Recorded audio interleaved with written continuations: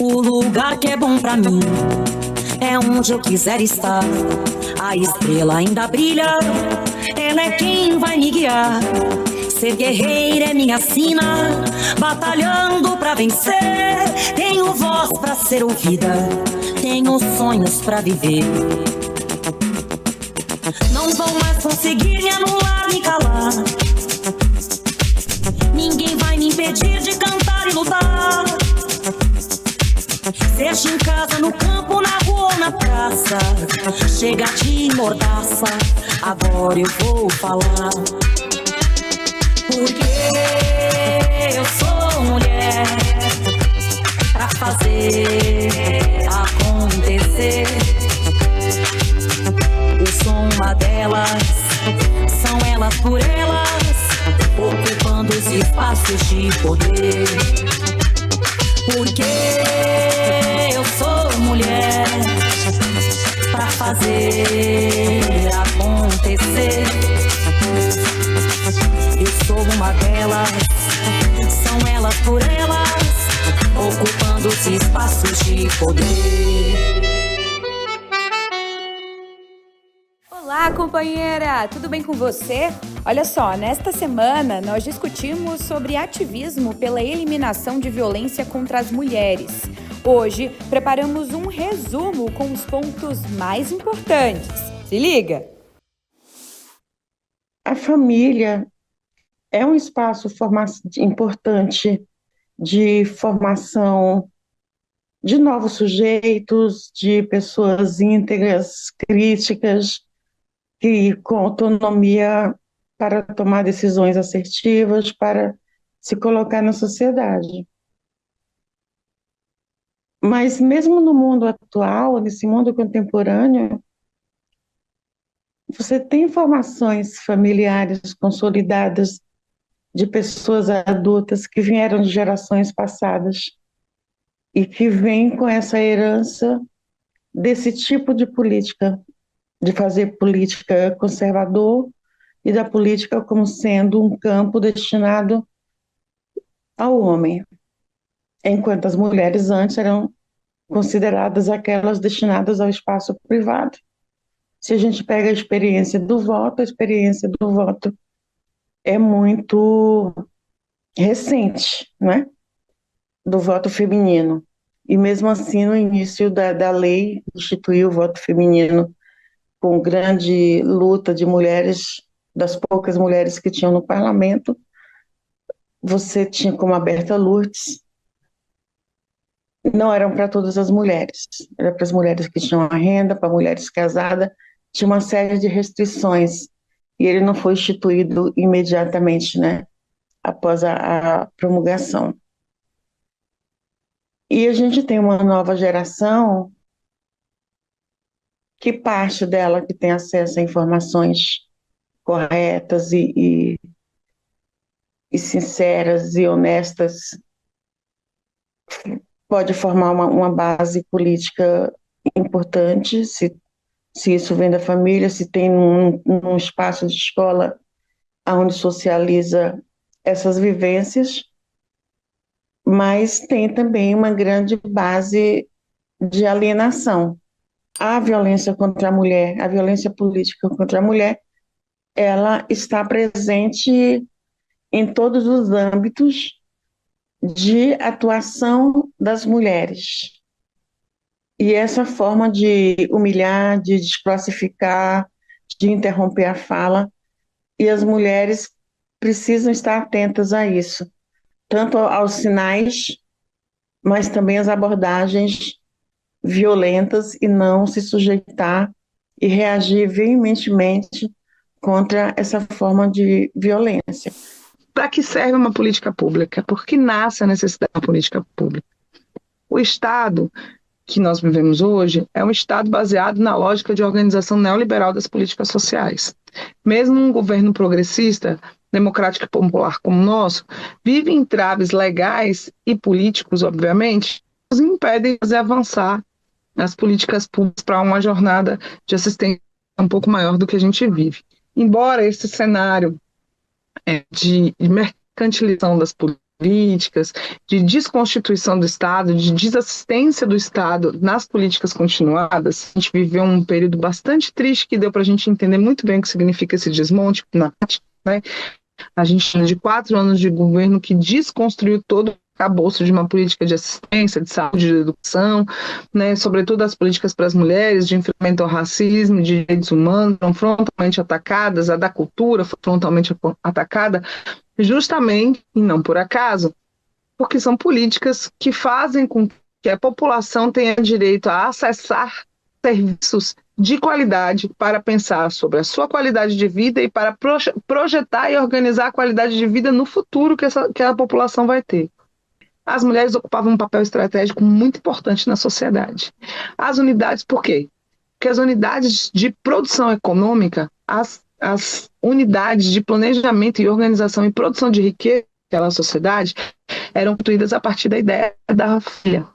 Né? A maioria da produção feita no início da transição do mundo feudal para o mundo capitalista, para o mundo mercantil, para o mundo que mercantiliza os serviços, ela é baseada nas estruturas da terra, na produção da casa. Né? Então, a maioria das produções eram feitas de forma comunal entre uma família. Costumava-se dizer durante muito tempo nas leituras feministas que as mulheres foram condicionadas exclusivamente à sua condição de casa, os homens foram para o mundo público. Mas eu gostaria de aprofundar um pouco mais esse raciocínio para que a gente entenda a pertinência dessa pauta de cuidado. No momento em que a Idade Média vai se desconstituindo, ou ela vai chegando da sua fase do meio para o final, a discussão sobre propriedades e sobre bens intelectuais de conhecimento, ela vai tomando um perfil de mercantilização mesmo. Então, saber um conhecimento culinário, saber um conhecimento do tear, saber o conhecimento da garantia da gestão de uma produção, a colheita dos grãos, o momento do plantio, o momento da colheita, guardar esses grãos, como contabilizar, como mercantilizar esses grãos, essas eram tarefas exclusivas ou majoritariamente femininas. Né? Então, quando a gente está falando sobre a produção de riqueza, sobre a organização da riqueza e sobre a organização familiar, a gente está falando sobre isso. Né? Por isso que foi comum as feministas dizerem que as mulheres ficaram na sua condição doméstica nessa transição. A Política Nacional de Cuidados ela é extremamente importante e necessária porque dá visibilidade e ajuda a gente a construir mecanismos legais e estatais para que essas mulheres recebam apoio do Estado para cumprir as suas jornadas e suas demandas. Eu vou fechar esse tema aqui, mostrando para vocês, dando outras 2 referências bibliográficas, falando e pedindo para que vocês acompanhem aqui para a gente poder aprofundar esse tema mais adiante. A política de cuidados vai nascendo e ela não brota do nada, vai se apresentando e o PT tem uma responsabilidade muito grande sobre isso. A gente começou a discutir isso há mais de uma década. A Organização Internacional do Trabalho também tem essa ação interessante de discutir há muito tempo, e aqui eu quero só acompanhar a Laís Abramo, que é uma pioneira nessa discussão por nós na OIT, e ele começa lá atrás, quando a gente começa a entender com a Judith Butler quais são os problemas de gênero. Né? E nessa divisão social do trabalho, em que as mulheres são colocadas nessa condição doméstica, também durante muito tempo se achou que era importante fazer uma divisão do trabalho considerando que o homem estava em casa e esse trabalho doméstico não era feito. Hoje, no século XXI, a gente precisa lidar com a realidade que a maioria dessas mulheres, sobretudo as mulheres negras, nessa base da pirâmide, sequer tem um companheiro para dividir o trabalho doméstico. Portanto, se o Estado não entregar serviços que garantam a ela a desoneração do seu tempo de trabalho, elas nunca vão conseguir acessar uma outra qualidade de vida. O que é, então, essa violência obstétrica? A violência obstétrica, como a gente conhece hoje, ela é um conceito que vem tomando corpo ao longo das últimas décadas, né? Já faz bastante tempo, né? Algum tempo que esse conceito ele vem tomando esse contorno que a gente compreende hoje, embora haja também uma variabilidade na maneira de entender o que é violência obstétrica, de conceituar, né? E isso se deu a partir de atuação de mulheres, de ativistas, de pesquisadoras, de mulheres mães ou de mulheres mulheres não mães também, né? Mas de mulheres envolvidas, então, aí no campo da política, da pesquisa, alguns profissionais de saúde também, e, claro, alguns homens também incluídos nesse processo, mas com esse protagonismo feminino, justamente por ser uma questão muito forte relativa à vida das mulheres, né? A essa vida, a essa trajetória reprodutiva. Ainda é uma prática extremamente invisibilizada e muitas vezes ela é naturalizada, passando de geração para geração essa naturalização dessa prática de violência como uma maneira de cuidado, né? Naturalizando a violência como forma de cuidado. Existe uma compreensão cultural atual de que o parir é passar por diversos processos que são considerados violência e que são vistos com normalidade, né? Por assim dizer, pela nossa sociedade. Muitas mulheres, elas são preparadas por suas amigas, por suas mães, por suas avós, por suas tias, pelas familiares, para suportar e naturalizar. É comum que as mulheres optem pela cesárea, por exemplo, ou expressem desejo por essa cirurgia como forma de fugir dessa violência que é cotidiana. Às vezes, as mulheres, elas não desejam necessariamente ter o parto cesárea ou a cirurgia cesárea, né? Que tem todo esse debate de que a cirurgia cesárea não é necessariamente um parto, mas a via de nascimento como a via cesárea, justamente como fuga dessas violências que se tornaram corriqueiras, cotidianas e naturalizadas nesse contexto do cuidado hospitalar ao parto, né? Nesse sentido, essas experiências negativas e violentas que vão se consolidando na nossa memória coletiva, na nossa memória social, elas acabam criando um imaginário coletivo distorcido do que é o parto, que é baseado nessas noções e práticas violentas que a gente vive nesses contextos, né? Existem algumas definições para a violência obstétrica que são mais conhecidas. Todas essas definições, se a gente for pensar em termos conceituais, elas vão girar em torno de noções comuns. Que noções são essas? Direitos humanos, direitos sexuais e reprodutivos, apropriação do corpo da mulher, violência física, psicológica, verbal, sexual, patrimonial, a questão da autonomia das mulheres, do consentimento informado, da prevalência da prática de cuidado intervencionista, que é caracterizada como aquela prática de atenção à saúde, de cuidado ao parto, que tem foco muito mais na intervenção do que no acolhimento e no acompanhamento da pessoa que esse cuidado é voltado. Também uma prática tecnocrática, que quer dizer isso, né? Que é uma prática de cuidado que se centra no uso de tecnologias e muitas vezes é um uso abusivo dessas tecnologias. Além dessa cultura misógina que desqualifica e despreza tudo que vem de mulheres, e aí mulheres numa concepção ampla, né? A gente tem também a cultura do estupro na nossa sociedade, né? Então, além de desprezar e desqualificar, se coisifica os corpos das mulheres, as suas práticas, as suas experiências, né? Essa cultura do estupro, ela incide em todas as mulheres e meninas, né?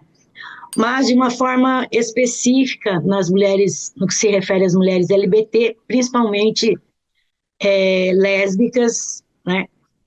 Em relação aos estupros corretivos, que seriam o quê? Seriam práticas de estupro realizadas dentro do âmbito, muitas vezes, familiar ou de amizades próximas, amizades entre mil aspas aí, próximas, e ela tem um objetivo de corrigir a orientação sexual dessas mulheres, de promover um ensinamento, né, também aí entre mil aspas, de que mulheres devem gostar, se relacionar e ter relações sexuais, se relacionar afetivamente e ter relações sexuais apenas com homens, né?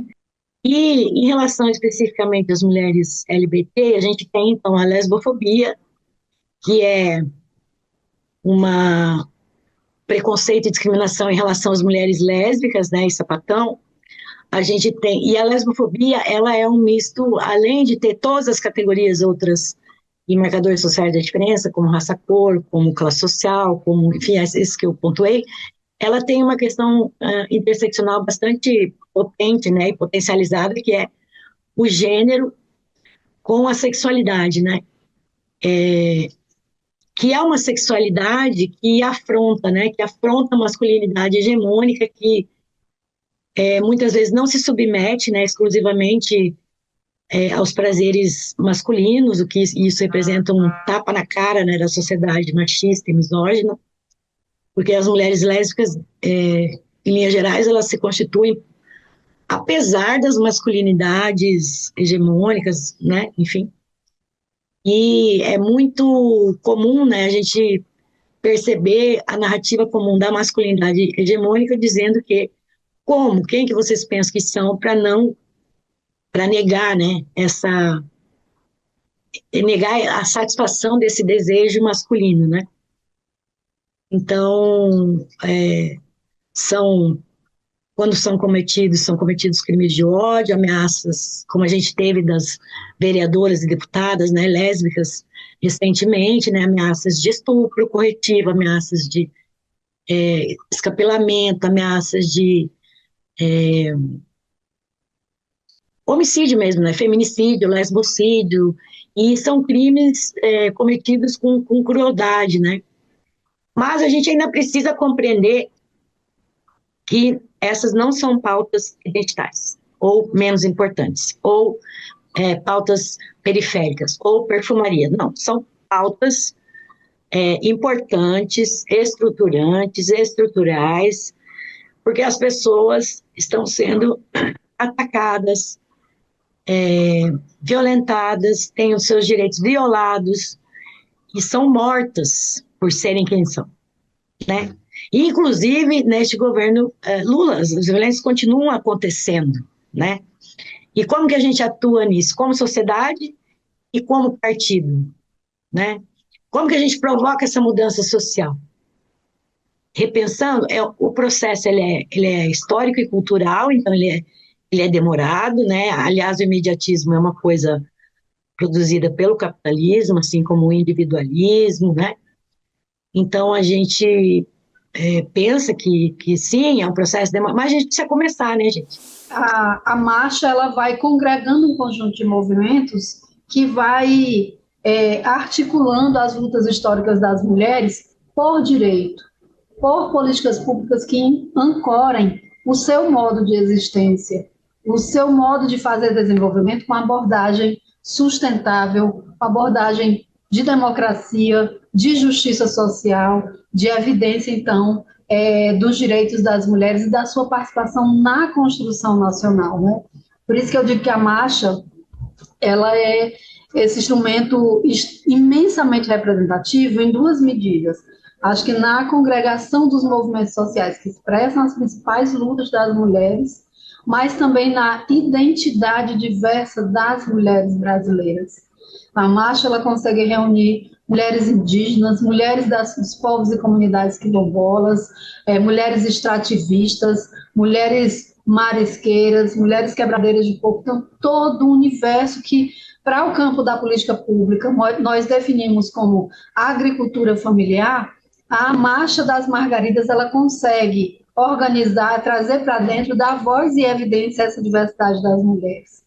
Nós tivemos em 2023, agora, a 7ª edição da marcha. Acho que foi uma das maiores edições, reuniu em Brasília mais de 100 mil mulheres, num ano em que também fazíamos alusão aos 40 anos do assassinato de Maria Margarida Alves, primeira sindicalista a assumir a presidência de um sindicato que foi barbaramente assassinada exatamente pelo seu trabalho e sua luta em defesa dos direitos das trabalhadoras e dos trabalhadores rurais.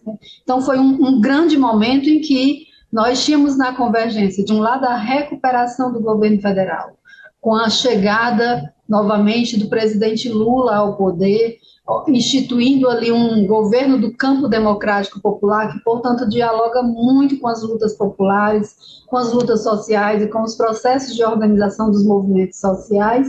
Então, tínhamos, de um lado, essa reconstrução da gestão pública voltada para os historicamente excluídos, e do outro, a maior marcha das margaridas que a gente teve nos últimos tempos, afirmando que o papel das mulheres ele é central e é fundamental para esse momento de reconstrução nacional, né? Então, vida longa a Marcha das Margaridas. Nós, como governo federal, continuamos atentos e em sinergia a essa construção, Deixo aqui meu abraço a todas elas, em nome do nosso ministro Paulo Teixeira, em nome do nosso secretário aqui também, Vanderlei Ziga, mas, sobretudo, em nome das mulheres que também estão na gestão pública, mulheres ouvindo mulheres para construir política pública, isso tem sido bem importante. O grande mote da Marcha das Margaridas é, se alinhando às outras lutas, é até que todas sejamos livres. Então, é isso, que nós tenhamos um Estado brasileiro cada vez mais voltado para essa defesa das liberdades e da vida das nossas mulheres trabalhadoras rurais. Fique com TV Elas por Elas Formação, que semana que vem tem mais. Eu te espero!